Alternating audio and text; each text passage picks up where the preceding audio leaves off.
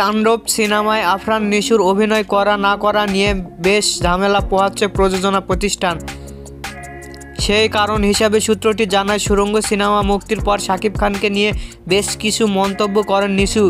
এতে বেজায় ক্ষিপ্ত হন ঢালিউড মেগাস্টার শাকিব খান। প্রযোজনা প্রতিষ্ঠান এইচবিএফ আলফা আই এন্টারটেইনমেন্টের প্রযোজক শাহরিয়ার শাকিল আফরান নিশু ও শাকিব খানের মধ্যকার দ্বন্দ্বের অবসান করার চেষ্টা করেন। তাদের দুজনকে সামনাসামনি বসিয়ে সমাধানের সেই চেষ্টা বিফলে যায় এই প্রযোজকের। সূত্রটি আরও জানায়, আফরান নিশুর সঙ্গে সমাধানের চেষ্টার বিষয়টি শাকিব খান টের পেতেই তিনি বের হয়ে যান আলফা এন্টারটেইনমেন্টের বনানীর অফিস থেকে।